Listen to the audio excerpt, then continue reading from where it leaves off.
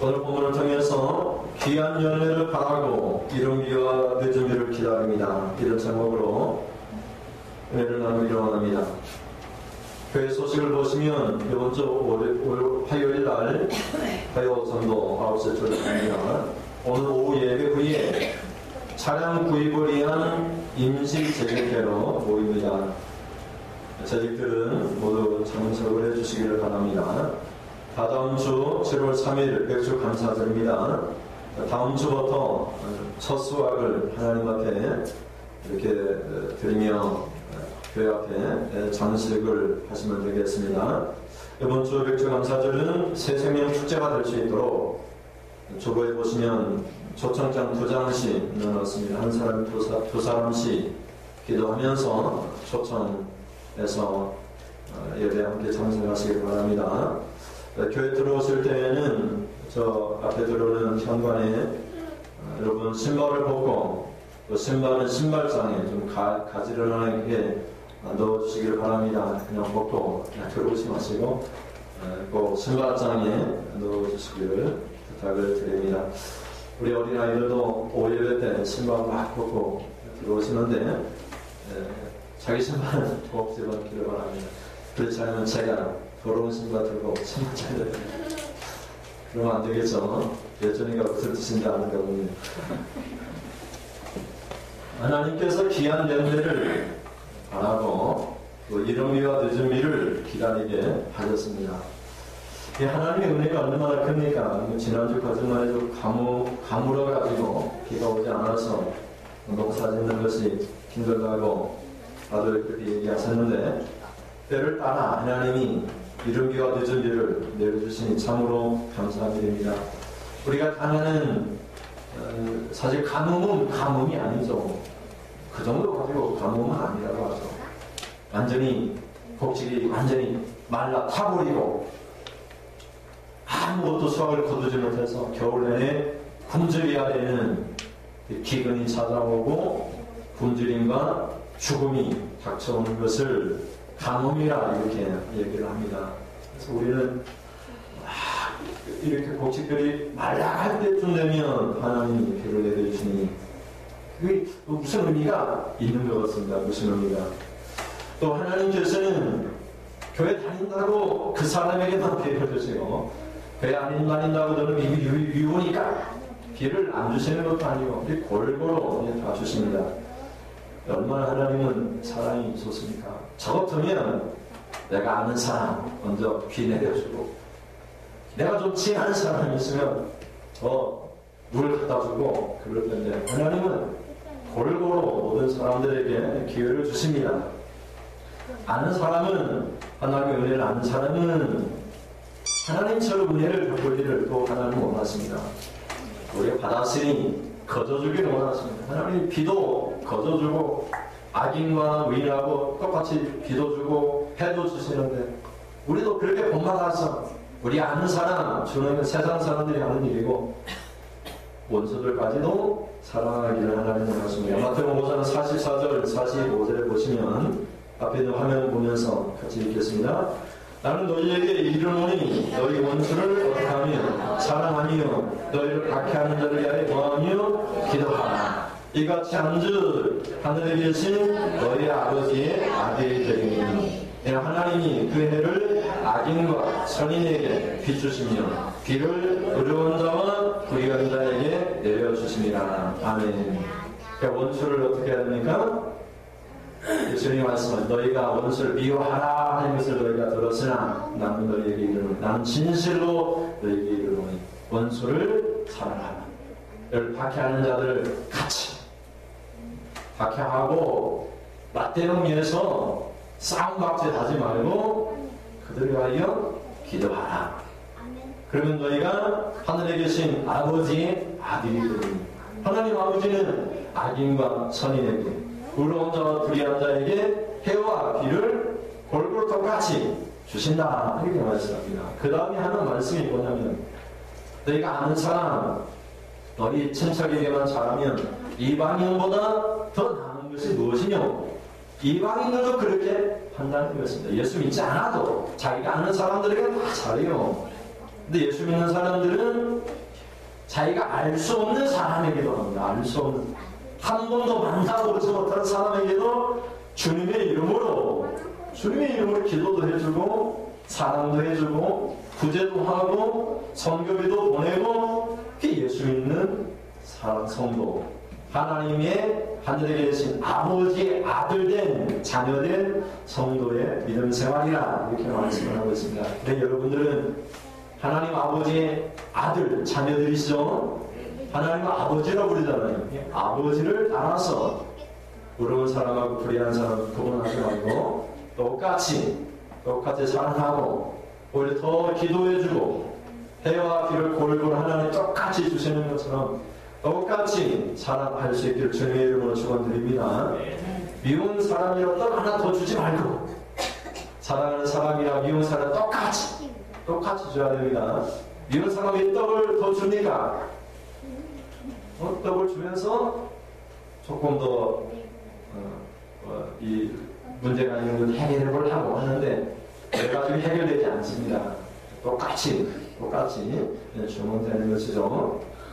근데 하나님께서 비를 똑같이 이렇게 내려주시는데 예수 믿는 사람이 범죄했을 때에는 비를 내려주시긴 하는데 예수 믿는 사람이 깨닫기를 원하시는 것이 있습니다.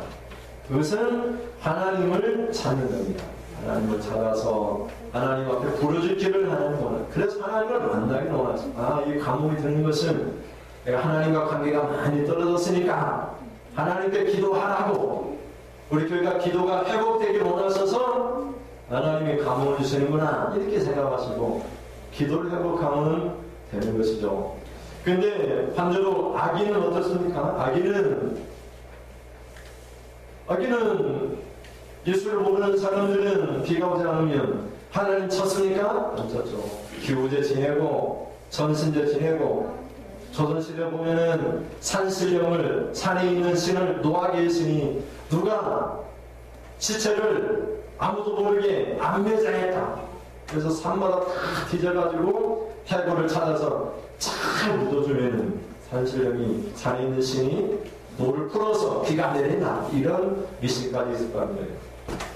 잘못된 것을, 안매장하는 것을 잘못된 것을 어떻게든지 간에 자신을 돌아보고 기도를 하니까 기우제를 그렇게 드리면 해를 비를 주실 줄로 알고 그렇게 기우제를 드렸다는 것입니다. 심할 때에는 한 달에 2번씩도 기우제를 드렸다는 것입니다. 그런데 예수 믿는 사람들은 하나님을 찾도록 하나님께서 이렇게 때로는 감동도 주신다는 것입니다. 우리가 범죄해도 하나님은 의로운 사람하고 악인하고 똑같이 해와 비를 주십니다. 그러나 범죄했을 때 하나님은 예수 믿는 사람들을 징계를 하십니다. 징계를 통해서 깨달으면 축복이고 깨닫지 못하면 그것은 하나님께서 굉장히 안타까워하시죠. 히브리서 12장 6절과 7절 말씀을 보시면 같이 보시겠습니다. 주께서 그 사랑하시는 자를 징계하시고 그가 받아들이시는 아들마다 책짓질 하심이라 하였으니 너희가 참음은 징계를 받기 아니라 하나님이 아들과 같이 너희를 대우하시나니 어찌 아버지가 징계하지 않는 아들이 있으리요. 아버지는 아들을 다 징계합니다. 징계한다는 말은 채찍을 댄다, 매를 댄다 이런 말이잖아요. 아버지는 자식한테 매를 댑니다. 요즘은 부모가 매를 대는 것이 상당히 어려운 그런 시대고 교육도 이 교육 사상도 많이 바뀌어서 사랑으로 이렇게 해결하도록 많이 이렇게 더 좋은 교육 방법이 생기기도 했습니다. 그러나 주님께서 사랑할 수 있는 자마다 징계를 하십니다. 받아들이시는 아들마다 징계하는 것입니다. 가만히 생각해 보십시오. 내가 봐도 나는 죄인인데 하나님 나를 징계하지 않으세요. 하나님이 나를 받아들이지 않는 거예요. 나는 하나님의 자녀로 받아들이지 않는 거예요. 아이고 내가 하나님 앞에 죄를 보면서도 하늘이 잘 되고 물질을 복도 받고 늘 기쁜 일만 있어요. 그게 축복이 아니고 오늘 성경의 히브리서는 그렇게 말씀합니다. 하나님이 받아들이는 아들마다 예외 없이 모든 하나님의 자녀들은 하나님이 징계하시고 채찍질 하십니다. 왜? 하나님이 아들로 대우하시기 때문이다. 이렇게 말씀을 하고 있다는 것입니다. 지금은 말세입니다. 마지막 때라고 말씀을 드렸습니다. 이 마지막 때에는 그러면 예수 믿는 의로운 성도들이 어떻게 살아야 하겠습니까? 첫째는 오늘 본문 속에서 그러므로 형제들아 주의 강림하시기까지 길이 참으라 이렇게 말했습니다. 길이 참으라 이 말은 계속해서 참으라 이런 말입니다. 계속해서 앞에 있는 6절에 있는 말씀을 이어서 그러므로 이렇게 그러므로 그럼 6절은 무슨 말씀을 하고 있습니까? 6절을 같이 읽어보시면 너희는 의인을 정죄하고 죽였으나 그는 너희에게 대항하지 아니하였느니라. 요즘은 그렇지 않지만 예수 믿기 때문에 가난한 성도들이 많이 있었습니다. 그들을 가리켜 경건한 의인들이라 이렇게 말을 했습니다. 이제 예수님이 곧 오실 텐데 야고 시대에도 예수님이 금방 오실 것 같았어요. 그러니까 사람들이 일할 시간이 없는 거예요. 돈 벌러 갈 시간도 없는 거예요. 그래서 이런 것을 뭐라고 얘기해요? 임박한 재림론이라 이렇게 얘기했습니다. 임박한 곧 오신다는 예수. 그러니까 들에 나가서 일할 시간도 없고 예수 믿는 사람들이 어디 갔습니까? 사람들을 찾아가면서 집도 버리고 아내도 자식도 버리고 일하는 것도 버리고 전도하러 가요. 전도하러. 그러니까 이렇게 전도한 사람들은 가난해지겠습니까? 부자가 되겠습니까? 저절로 가난해집니다. 가난.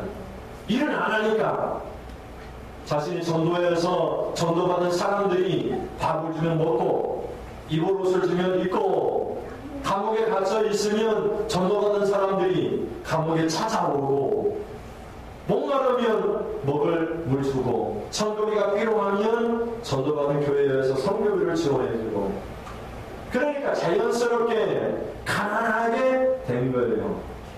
복음을 전하다가 자신의 사업에 일을 하지 못했던 많은 사람들이 지극히 세상에는 지극히 작은 자가 된 거예요. 이렇게 지극히 작은 자 하나에게 냉수 한 그릇이라도 주는 사람에게는 결코 상을 잃지 않겠다. 우리가 수요일에 말씀드렸죠. 마태복음 10장에 48절부터 50절에 있는 말씀이 그런 말씀입니다. 이렇게 지극히 작은 자 하나에게 냉수 한 그릇 준 자에게는 결코 상을 잃지 않는다. 이 지극히 작은 자라는 말은 어린아이가 아니에요. 가난한 사람 얘기하는 것이 아니라 복음을 전하다가 입을 것 먹을 것 없이 그냥 복음을 전하는 데 전념하면서 살았던 그런 사람들이에요. 그런데 복음을 전하지 않는 사람은 자기 일을 하잖아요. 열심히 사업을 하잖아요. 그래서 4장 13절에 보면은 뭐라고 얘기합니까? 오늘이나 내일이나 우리가 어떤 도시에 가서 거기서 1년을 머물며 장사하여 이익을 보리라 하는 자구나. 이런 사람들이 부자가 되겠죠. 열심히 일하고 사업을 해서 돈을 많이 모아서 부자가 되겠죠. 그런 사람들에게 말세의 재물을 쌓는 것이 얼마나 무익한 것인가를 말을 하는데 그들이 또 어떻게 했냐면 오늘 6절이 얘기하는 것처럼 너희는 부자들은 의인을 정했다. 너 죄 지었다. 정죄. 너 죄인이다. 너 죄지. 죄 지었지. 정죄했다. 이 말. 정죄하고 그 죄인 취급해서 그 죄로 사형 주겠다. 이 말이에요. 그런데 이 가난한 의인 어떻게 했습니까? 그는 너희에게 뭐하지 아니했다? 대항하지 아니하였느니라. 이렇게 말씀합니다. 어떻게든지 간에 부자도 구원시켜야 되니까 부자하고 대항해가지고 내가 합치는 곳이 없는데 왜 이걸 하고 그러면 부자가 예수를 믿겠습니까? 그래요. 그 부자에게 아무도 말도 하지 않고 그냥 입 꽉 다물고 자신이 죄도 없는데도 불구하고 지금 사형의 틀에 거기 잘리기도 하고 십자가 못 박혀 화형에 당하기도 할지라도 입 딱 다물고 아무 말도 하지 않고 죽였을 때에 죽었다는 것입니다. 이것이 야고 사도가 보았던 교회의 현실. 우리는 어떻습니까? 너 이런 잘못했지? 증거 있니? 증거가 있어도 어떻게 합니까? 나는 여러 가지 핑계를 대잖아요. 나는 그럴 수밖에 없었다고 얘기하고, 그 당시에는 그럴 수밖에 없었다고 얘기하는 거예요. 잘못을 인정하지 않고 대항하잖아요. 핑계를 대잖아요. 맞대응하잖아요. 법에 호소하잖아요. 나는 무고하다고 얘기를 하잖아요. 근데 예수를 믿는 사람들은 그렇지 않다는 거예요. 종종 교회에서도 그러잖아요. 교회에서 다툼이 일어나면 목사님은 범죄했습니다. 목사님 교회를 나가졌으면 좋겠습니다. 그런 목사님도 막 고소하잖아요. 세상의 법을 고소해서 대응하잖아요. 그런데 예수 믿는 사람은 그렇지 않다는 거예요. 목사님 잘못이 없어도 잘못이 있다고 얘기하면 입 꽉 다물고, 죽이면 죽이라는 식으로, 정지하면 그래 나는 그런 짓을 저질렀지 하는 식으로 입 꽉 다물고 있다가 죽이면 죽이고 쫓겨나면 쫓겨나고, 그것이 위인의 말세를 살아가는 가난하게 되기로 작정했던 성도의 삶이라는 거예요. 우리는 살면서 억울한 일 당하면 못 참아요. 가슴을 찌면서 못 참아요. 잠도 이룰 수가 없습니다. 그런데 예수 믿는 가난한 위인은 그렇게 하지 않는다는 거예요.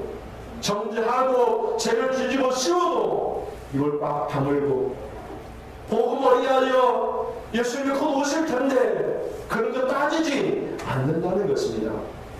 그래서 6절이 끝나면서 대항하지 아니하였느니라. 그러므로 형제들아, 너희도 이 위처럼 맞대응하지 말고 기다리라. 길이 참으라. 참으라는 거예요. 내가 잘못이 없어도 잘못이 없는데 왜 그러냐고 하는 거라고 그럴 필요가 없다는 거예요. 주님이 곧 오실 텐데 주님이 다 알아주시는데 일일이 자신의 옳은 것을, 정당한 것을 말한들, 세상에서 인정받은들, 그것이 무슨 의미가 있겠습니까? 여기 의미는 집합적 단수를 쓰고 있는데, 때로는 집합적으로 여러 사람들을 가리키고 때로는 한 사람을 가리키기도 합니다. 그래서 이 집합적 단수는 첫째는 경건하고 가난한 하나님 백성들에게, 구약에 있는 많은 선자들도 예수님의 말씀, 하나님 말씀을 전할 때 매맞고 요거도 먹고, 우리가 팔복을 찬송했는데 너희를 욕보며 욕하고 그럴 때에도 이런 사람들은 왜 욕하냐고 그렇게 대항하지 않고 요거도 먹고 오직 하나님의 뜻을 이루기 위하여서 자신의 온 몸을 내던졌다는 거예요. 그렇게 살았던 많은 의인들이 있었다는 거예요. 죄를 뒤집어 씌우고 죽여도 죽음을 받아들이고 대항하지 아니했다는 것입니다. 그것이 형제들아 너희도 그리해야 된다는 거예요. 야고보가 바로 우리 예루살렘 교회, 그러므로 형제들아 너희도 길이 참으라. 내가 옳고 아무 잘못하지 않는데 나 왜 나한테 죄를 뒤집어 씌우냐고 말하지 마. 그냥 받아들이라는 거예요. 예수님이 알아주시면 그만이지. 세상이 비웃고 손가락질하고 목사가 왜 그러냐고 할지라도 하나님이 알아주시면 그것이 전부지. 그렇게 살아가는 겁니다. 그러므로 형제들아 너희도 그들처럼 오래 참으라. 대항하지 말고 길이 참으라. 이렇게 말씀을 하고 있습니다. 여러분 성경에 보면은 가난한 위인들에 대하여 이렇게 야고보 사도는 앞에서 말을 했습니다. 보시면 야고보서 2장 5절과 7절을 보면, 야고보서 2장 5절부터 보시면, 내 사랑하는 형제들아 들을지어다. 하나님이 사랑하는 자들에게 약속하신 나라를 상속으로 받게 하지 아니하셨느냐. 너희는 도리어 가난한 자를 없인 여겼도다. 부자는 너희를 억압하며 법정으로 끌고 가지 아니하느냐. 그들은 너희에게 대하여 일컫는 바 그 아름다운 이름을 비방하지 아니하느냐. 사실 부자들은 교회 안에서도 가난을 차별하고 때로는 법정으로 끌고 간다는 거예요. 가난하니까, 돈이 없으니까 변호사도 못 사고 법에 호소도 못하고 그냥 당하는 거예요. 당하는 거. 법정으로 끌려가서 예수를 믿는 이 아름다운 이름이 비방을 받고 목사의 이름이 비방을 받고 네가 예수 믿는 사람이냐 이런 비방을 받는다. 아무 사실은 아무 죄도 없는데 죄를 뒤집어 씌워서 너는 죽어 마땅하다 하면서 네가 예수 믿는 사람이냐고 그리스도를 욕하고 그런다. 그러니 이런 사람들 가운데에서 하나님은 약속해 주셨습니다. 가난한 자를 택하시고 가난한 자들 예수님을 하나님은 사랑하기 때문에 그들에게 하나님 나라를 상속해 주셨습니다. 이 땅 전부를 가진들 하나님 나라를 잃어버리면 무슨 의미가 있겠습니까? 다 잃어버려도 하나님 나라를 나에게 주시면 그거면 됐지. 이 세상에 재물이나 집이나 그게 무슨 의미가 있겠습니까? 천국 가면 하나님 나라는 더 멋지고 아름다운 집인데 여러분 천국을 소망하시기를 바랍니다. 천국에 곧 오기를 기대하시기를 바랍니다. 나는 지금 가고 싶다고 여러분 갈망하시기를 바랍니다. 이 세상을 사랑하니까 주님 오지 않았으면 좋겠다고 생각하는 거예요. 이 세상에 여운이 남으니까 죽고 싶지 않은 거예요. 하나님께로 가고 싶지 않은 거예요. 우리가 끌어안고 있는 것이 너무나 많은 거예요. 다 내려놓고 주님 지금이라도 오십시오. 주님 내가 가진 주님의 축복 재물을 주님을 기쁘시게 만들쓰라고 주님 지금이라도 오시면 하나님 약속하신 나라 그것을 상속받겠습니다. 나는 비록 물질은 가난한 자이지만 믿음은 부유한 자. 믿음 부유한 자. 나는 땅에다 재물을 쌓아놓지 않고 하늘에 보화를 쌓아두었습니다. 하나님 주신 재물을 가지고 이런 선한 사업을 했습니다. 부재하고 선교 사업하고 전도 사업하고 나는 믿음의 부유한 자, 믿음의 부자.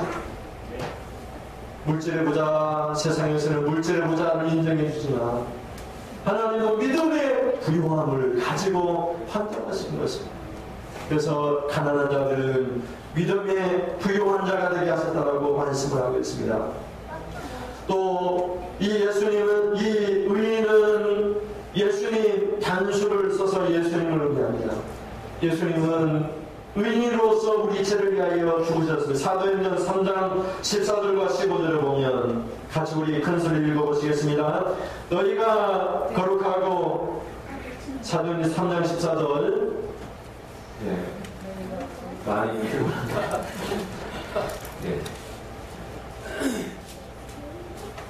같이 앉아서 하십시오. 고3이라고 많이 피곤한 것 같습니다. 3장 14절 같이 읽겠습니다. 시작. 너희가 거룩하고 의로운 일을 거부하고 도리어 살인할 사람을 도와주기를 구하여 생명의 주를 죽였도다. 그러나 하나님이 죽은 자 가운데서 그를 살리셨으니 우리가 이 일의 증인이라. 예수님을 가리켜서 거룩하고 의로운 일, 사람들이 거부하고 죽였다 이렇게 말하고 있죠. 그렇게 그때 예수님은 어떻게 했습니까? 입을 다물었다는 거죠. 베드로전서 3장 18절에서도 말씀합니다. 같이 읽어보시면 그리스도께서도 단번에 죄를 위하여 죽으사 의인으로서 불의한 자를 대신하셨으니 이는 우리를 하나님 앞으로 인도하여 하십니다. 육체로는 죽임을 당하시고 영으로는 살리심을 받았으니 예수님을 가리켜 의인으로서 불의한 우리를 대신하셨으니 불의한 우리를 하나님께로 천국으로 인도하려 하시니라 이렇게 말씀하고 있습니다. 그렇게 예수님은 죽으셨는데 어떻게 했습니까? 대항하지 아니했습니다.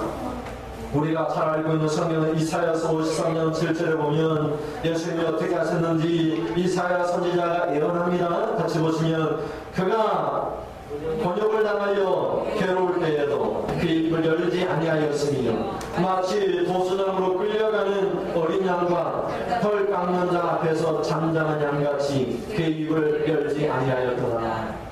여러분 양을 잡는데 도수장 양 잡는 그 양을 칼로 잡는 도수장으로 끌려갔다. 양이 왜 잡느냐고 왜 나를 찾느냐고 입을 벌리고 울고 그런 것이 아니라 그냥 가만히 이 땅을 죽었다는 거예요. 여러분, 아브라함이 모리아 산에서 사는 아들 독자 이삭을 칼을 들어 내려쳐 죽이려고 했을 때 이삭이 악입니까? 건장한 청년이 되었습니다. 아버지는 100살이 넘은 노인입니다. 자신의 힘으로 아버지 왜 그러냐고, 이것이 옳은 행동이냐고, 이 하나님 원하시는 것이냐고 대들을 수 있지만 칼 들고 내리칠 때 이삭은 그냥 눈 딱 감고 아버지 뜻대로 하고, 예수님이 무능하고 어리석은 사람 하나님이시니까 십자가 달려 죽을 때에도 천군 천사들 불러서 이 수많은 자신을 배반한 백성들을 죽일 수도 있는데 입 꽉 다물고 네가 하나님의 아들이거든 내려와라 그러면 우리가 믿겠노라 외칠 때에도 아무 말도 하지 않고 겟세마네 동산에 기도하고 내려올 때 가는 유다가 입 맞추는 이가 바로 예수님이 그를 잡으라고 예수를 잡으러 올 때 베드로는 칼을 들어서 제사장의 종의 말구의 길을 내리쳤지만 예수님은 칼을 든다는 칼로 망할 것이니 말구의 길을 남겨주며 고쳐주시면서 하시는 말씀입니다. 지금이라도 천군 천사를 불러 이 사람들을 죽일 수 있지만 나는 아버지의 뜻을 이루는 것이 내가 이 땅에 온 이유라고 말씀하시면서 아무런 말도 하지 않았어요. 예수를 믿는 것은 죄를 뒤집어 씌워도 입을 다무는 게 입을 다무는 거. 내가 옳은데 잘못하지 않았는데 그게 중요하지 않아요. 언젠가 한번 말씀을 드린 적이 있잖아요. 어떤 수도원에 아주 유명한 수도사가 있어요. 이 수도사가 어떤 가정을 날마다 방문합니다. 이 가정은 어느 아가씨가 몸이 아파가지고 괴로워하는 그런 가정, 날마다 치료해주고 고쳐주고 그랬는데 이 여자가 고침을 받았습니다. 근데 이 여자가 임신을 했네. 동네 사람들이 누구를 시작했습니까? 이 수도사가 의심스러운 거예요. 그래서 죽을 정도로 해버리고 소돔을 쫓겨냈어요. 근데 너무나 이 여인이 괴로운 거예요. 그래서 나중에 고백을 합니다. 내가 사실은 이렇게 해서 어떤 청년과 사랑하기를 가졌다고, 내가 그때 입 꽉 다물고 그 수도사님 내보내는 거 내가 잘못했다. 그래서 그 수도사님을 찾아가서 알아봤더니 그 수도사가 남자가 아니라 여자예요. 여자. 그 수도사는 아무런 말도 하지 않아요. 매 맞고 쫓겨나고 불명예스러운 모욕을 받고 그래도 아무런 말도 하지 않아요. 이 예수 믿는 성도이죠. 누가 욕하고 손가락질하고 때리고 죽여도 예수 믿는 사람은 대항하지 않는, 그러므로 형제들아 예수 믿고 오실 텐데 길이 참으라. 양하지 말고 길이 참으라. 뭐가 잘나고 뭐가 옳다고 하나님 앞에 우리는 다 죄인인데 우리가 착각하면 얼마나 잘나겠습니까? 정죄하면 그래 나는 주기를 원이지, 나는 죄인이지, 지옥갈 자식이지. 예수님이 내 죄를 죽으셔서 나를 그냥 어렵다고 성도라고 거룩한 사람을 불러주는 것뿐이지 사실 나는 죽어 마땅한 자지. 이렇게 고백하며 살아야 되는데 다들 잘나가지고 내가 잘못한 것이 없다고 그렇게 고백하니까 주님을 믿지 않는 게 주님의 오심이 곧 가까운데 주님이 곧 오시면 우리를 부를 텐데 그럼 안 되는 거예요. 여러분, 우리는 어떤 삶을 살아야 됩니까? 예수님은 태어나지 않았습니다. 마태복음 5장 10절과 12절에 보면 발복에 이런 말씀이 있습니다. 10절을 읽어보시면 의를 위하여 박해를 받는 자는 복이 있나니 천국이 그들의 것입니다. 또 12절에 보시면 기뻐하고 즐거워하라. 하늘에서 너희의 상이 큼이라. 너희 천에 있던 선지자들 이같이 박해하니. 박해는 기쁨입니다. 환난은 기쁨이요 영광입니다. 주님을 위하여 받는 고난은 아름다운 것입니다. 애매하게 제가 있어서 고난당하는 것은 어리석은 일이지만 주님을 믿기 때문에 당하는 고난과 박해는 아름다운 것이라고 베드로 사도는 반복하고 있습니다. 주님 때문에 야고보서 1장 2절에 그러잖아요. 믿음의 씨를 나가도는 온전히 기뻐하라. 믿기 때문에 시련의 환난이 당하면 온전히 기뻐하라. 내가 예수 믿는데 왜 이렇게 박해하고 시련이 닥치고 어렵습니까? 그렇게 말하는 것이 아니라, 하나님, 내가 전도하다가 예수님 말씀처럼 살다가 사람들이 나를 박해하고 나를 정죄하고 죽입니다. 그러면 온전히 기뻐하라. 온전히 인내를 이루라. 그럼 조금도 부족함이 없게 될 것이다. 그렇게 1장 4절에 말씀하고 있습니다. 마태복음 5장 11절에 보면 나로 인하여 나로 말미암아 너희를 욕하고 또 뭐라고 얘기합니까? 박해하고 온갖 거짓말로 너희를 온갖 거짓말할 때, 너희를 위하여 온 거짓으로 온갖 거짓말을 할 때에도 기뻐하라. 천국이 너희의 복이 있나니 천국의 너희 상이 클 것이라. 이렇게 말씀하고 있잖아요. 여러분, 박해를 받으면 받을수록 상이 큽니다. 천국에서. 그것이 이 땅에 소망을 두지 않는 우리의 믿음의 원리입니다. 우리 이 땅의 상급을 바라지 않아요. 하나님이 상급도 주십니다. 그러나 이 땅에 소망을 두지 않습니다. 이 땅의 사람은 이것은 장막집이에요. 장막집.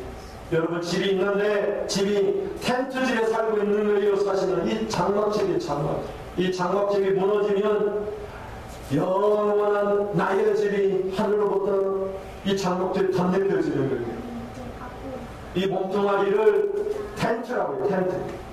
텐트는 무너지고 찢어지고 병들고 아프고 늙고 죽어요. 그러나 영원한 집이 하늘로부터 덧입혀지는 거예요. 그것이 우리의 소망입니다. 이 땅에 소망을 두고 있는 것이야. 내 집은 이 땅이 아니오. 하나님 나라니. 그렇게 살아가는 성도들이 어찌 억울하다고 대항하고 참는 것을 두려워하겠습니까? 참으면 기쁜 일이고 큰 삶이 있고 박해가 당할수록 큰 삶이 있는데 오히려 더 기뻐하시기를 주님의 이름으로 축원드립니다.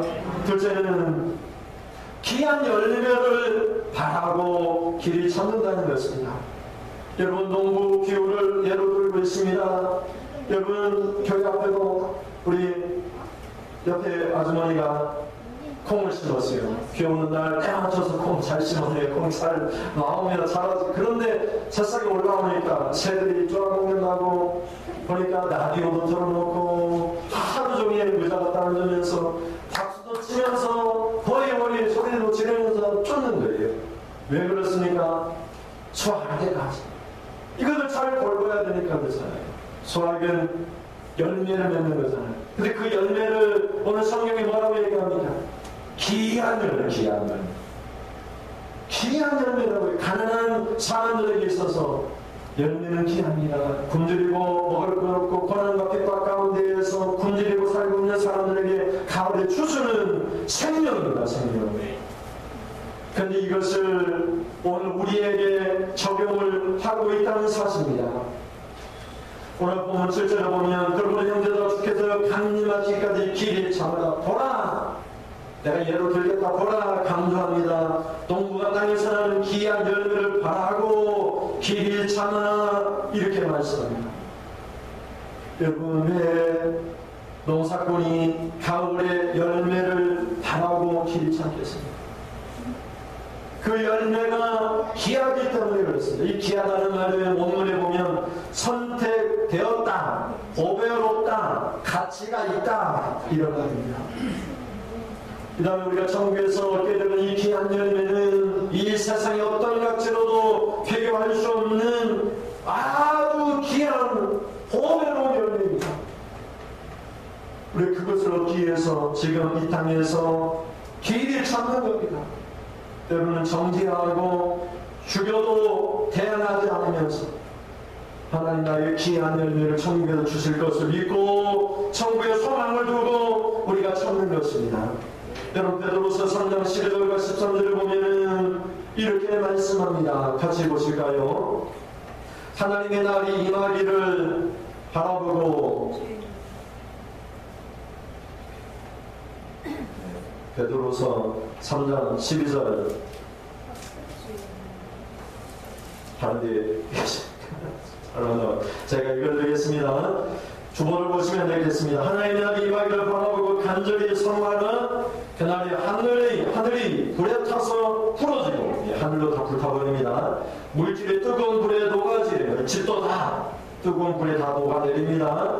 우리는 그의 약속대로 의가 있는 곳인 새 하늘과 새 땅을 바라보다. 우리가 그 땅을 바라봅니다. 바라보고 간절히 사모한다라고 말씀을 하고 있습니다. 우리는 농사꾼과 같습니다. 농사꾼들이 씨 뿌리는 거 바라는 게 아니잖아요. 씨 뿌리는 것은 뭘 바라는 겁니까? 열매를 바라보는 거잖아요. 이 땅에 우리가 살아가는 것은 이 땅에서 복 받는 것 바라는 것이 아니고 천국의 열매를 바라보는 거예요. 천국의 열매. 천국의 귀한 열매를 바라보는 거예요. 천국에서 큰 상을 바라보고 우리가 믿음 생활하는 거예요. 우리가 믿으면 다 구원을 받습니다만은 믿음은 그 행한 대로 하나님이 상급을 주십니다. 그러니까 우리가 어떻게 집을 지을지는 예수님이 터에 어떻게 집을 지을지는 삶과 주의해야 합니다. 아무렇게나 집을 지으면 안 돼요. 우리에게 보상이 있기 때문에 귀한 열매를 바라보는 사람들은 잘 참아야 돼요. 여러분 농사꾼들이 농사를 짓고 저렇게 콩을 심어서 콩이 자라는데 여러가지 셀이 닥치고 그런다고 막대어 한다면 귀한 열매를 거둘 수가 없죠. 전염병도 생기고 또 가뭄도 들고 그럴 때는 어떻게 하십니까? 그럴 때는 하나님을 찾아요. 병과 싸우기는 싸우되 하나님께서 병을 이길 수 있는 지혜를 달라고 약을 채야 될지 걸음을 더 해야 될지 하나님 앞에 지혜를 구해야 되겠죠. 그 셋째는 길이 참되 이른비와 늦은비를 기다려야 됩니다. 이른비와 늦은비라는 말은 때를 따라 적당히 도와주시는 하나님의 은혜를 의미합니다. 가뭄이 계속되다 보면 사람들이 농사를 못 지겠다고 얘기합니다. 저 뒤에 우리 김기본 집사님 밭에다가 고구마를 심었는데 제가 지식이 없어가지고 바짝 버리니까 뿌리쳤으니까 뚝을 좀 높이 하면 될 것 같아서 뚝을 높이 했더니 계속 가무니까 다른 사람들은 뚝을 얕게 했더라고요. 골을 좀 조그맣게 안 탔어요. 근데 저는 골을 조그맣게 안 탔어요. 그러니 그 안을 파보니까 비늘 걷어내고 파보니까 땅이 딱딱하게 굳어있네요. 그러니까 제가 고구마는 제일 일찍 심었거든요. 집사님 아시죠? 제일 일찍 심었어요. 근데 집사님 늦게 심었는데 벌써 막 다 뻗어나가고 제가 심은 건 그냥 이대로 그냥 있네. 말라가지고 것도 태반이고. 아 여기 가뭄을 많이 타는 지역이라 고를 타면 안 되나 봐요. 원래 차라리 안 타고 심을까. 저번에 비가 왔는데 가보니까 집사님 심은 그 땅은 비늘 속으로 구멍을 요만큼밖에 안 뚫었어. 근데도 비가 흥건하게 들어갔는데 제가 심은 데는 비 한 방울 비 한 방울 들었네. 아 이거 지혜가 없어가지고 주님 모실 그때까지 수확할 때까지 농사꾼은 뭘 기다립니까? 비를 기다리잖아요. 저는 막 비를 기다립니다. 오늘부터 수요일까지 장마가 지나고 하니까 빨리 좀 왔어. 제가 한 년을 가가지고 거기 싹 나간 거 다 잘라냈네요. 남의 거 다 몰래가 다 잘라내서 다 옮겨 심었습니다. 제 밭에. 또 가만히 생각해보니까 이거 안 되겠다 싶어가지고 다시 가서 다 잘라내가지고 안 닿은 데 있잖아요. 집사님. 내가 다 심어주고 왔네. 그 네골이나 되는 네골 다 심어줬어요. 자기 것은 심고 남의 것 갖다 그럴까봐 그냥 다 심고 살지 모르겠어요. 어제 막 개도 떼약듯이라 살지 모르겠어요. 비가 오면 흠뻑하게 오면은 산다는 거예요. 산다. 농사꾼은 열매가 맺히기 전까지 늦은 비를 기다리면 이거는 적당한 데 오는 거예요. 적당한 데. 이때쯤 비가 필요한데 그러면 하나님이 비를 주신다는 거예요. 때를 따라 하나님이 비를 주신다는 거예요. 그러니까 박해를 받는 고난 가운데 있는 가난한 성도들은 누구를 의지해야 되겠습니까? 누구를? 적당한 때 양식 주시고 비를 주시는 하나님을 의지해야 되죠. 여러분 돈이 많으면 하나님 찾겠습니까? 교회 가끔씩 새벽에 기도하러 오신 분들 있으면 목사님들은 생각, 아니 저분이 집안에 무슨 일이 있나? 기도하러 왜 오셨지? 이런 생각이 든다는 거예요. 근데 하나님께서는 이런 귀와 늦은 비를 주시기 위해서 왜 그렇게 주시느냐? 하나님을 찾도록 하나님 적당한 때 비를 주시는, 하나님 적당한 때가 되는데 왜 안 주십니까? 은혜를 구한다.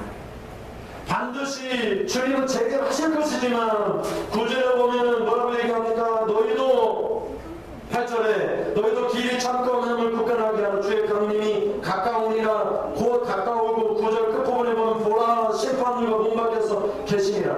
반드시 추수 때는 오는데 지금은 추수 때가 가까이 와 있지만 지금은 비가 필요할 때예요. 이 비를 주시는 분은 하나님이시니까 이 고난의 때 가난한 성도는 누굴 찾아야 되겠습니까? 박해를 받고 얻어 터지고 죽임당하고 그럴 때 누굴 찾아? 죽을 때 죽는 순간에도 하나님 찾는, 하나님 내 영혼을 부탁하나이다. 사형 선고를 받을 때 하나님 주님의 뜻이면 나를 살려주시고 죽는 것이 주님의 뜻이라면 주님 나를 데려가셔서 편안하게 해주세요.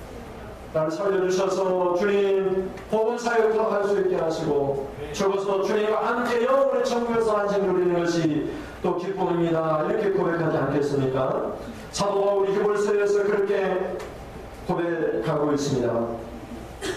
여러분 히브리서 5장 7절을 보면 예수님이 어떻게 기도하셨는가 우리에게 이렇게 말씀합니다. 히브리서 5장 7절 같이 보시겠습니다.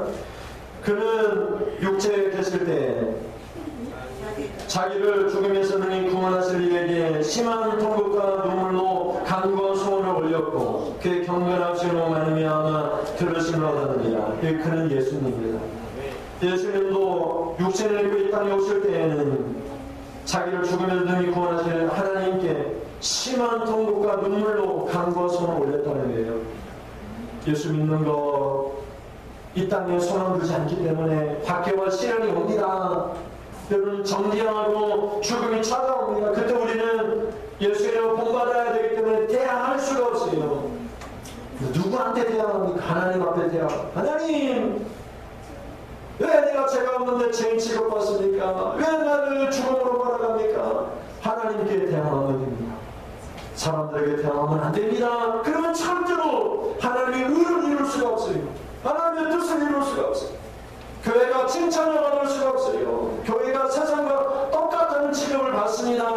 세상 사람들과 여러분 다툼이나 싸움이 일어날 때에는 억울한 일도 당하세요. 때로는 죽일지라도 죽으세요. 대항하지 마세요. 주님 곧 오십니다. 절대로 그것 때문에 길을 찾는 이 성도의 의로운 길을 포기하지 마세요. 주님 귀한 상급 주시려고 우리를 보고 계신데 그 상급 한순간에 다 날아갑니다. 우리를 정죄하고 죽일지라도 이 꽉 다물고 대항하지 마세요. 그래서 야고보 사도가 그러잖아요. 7절에 그러므로 형제들아 주께서 강림하시기까지 길이 참아라. 대항하지 말고 길이 참아라. 농부는 어떠느냐? 귀한 열매 주님 강림하시기까지 바라고 길이 참는다는 거예요. 주님 강림하실 때 그때 우리에게 귀한 열매 상급 잘했다, 잘 참았다, 대항하지 않았으니 잘 참았다. 지금 귀한 열매 주실 텐데 지금 여러분이 고난받고 가난하고 굶주리고 죽을 처지에 있다 할지라도 그때는 이런 귀와 늦음을 주시는 주님을 기다리는 거예요. 주님 은혜를 주세요. 내가 도저히 못 참겠습니다. 억울해서 못 참겠습니다. 주님 도와주세요. 이때 주님 은혜의 때가 필요합니다. 이른 비가 필요합니다. 늦은 비가 필요합니다. 고마가 바짝 말라시고 주님 비 좀 주세요. 장마라도 오게 해주세요. 주님 비가 필요합니다. 이 간절히 바라듯이 우리를 이루어 주실 분은 주님밖에 없으니 법정의 판사가 너 죄 없다. 그 이유가 안 됩니다. 주님 만져주시는 따스한 손 하나가 이유가 됩니다. 주님이 은혜 주시는 말 한마디가 우리 은혜가 됩니다. 나라, 내가 네 마음 알지. 네가 얼마나 고통스러운 일이면 죄가 없는데 너를 짓다고 하고 너를 죽이니 사랑하는 자녀들한테 가도를 알지. 주님의 위로를 받으시길 바랍니다. 세상의 위로는 소용이 없으며 주님의 위로와 머리를 만져주시면 받으시길 바랍니다. 그러면 전부입니다. 주님이 계시면 하나님은 이름과 유전비를 때를 따라 적당한 때 주십니다. 하나님이 때를 따라 주십니다. 은혜가 필요하면 은혜 주시고, 돈이 필요하면 돈을 주시고, 여러분 건강이 필요하면 건강 주십니다. 때를 따라 하나님이 다 주십니다. 이름과 유전비를 적당하게 주시는 우리 하나님, 주님 그 은혜를 기다리고 길이 참으셔서 여러분 주님 앞에 갔을 때 귀한 열매 다 받으실 주님의 이름으로 축원드립니다. 기도하겠습니다. 하나님, 우리는 말씀의 마지막 때를 살아갑니다. 주님이 곧 오실 텐데 때로는 사람들 우리를 정죄하고 죄인 취급하고 예수님처럼 십자가 못 박듯이 우리를 죽이기도 합니다.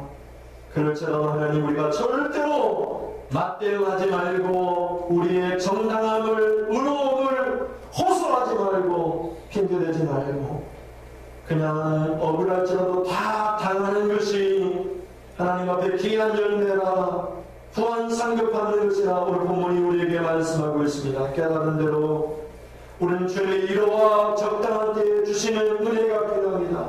지금 죽을지라도 주님이 위로하시면 그거는 전부입니다. 세상에서 억울하고 죄인 취급받고 성깔질 당한다 할지라도 주님만 위로해 주시면 그게 전부입니다. 이렇게 고백하며 귀한 예배를 바라고 길이 찾는 사랑하는 성도들 다 되게 하여 주시옵소서.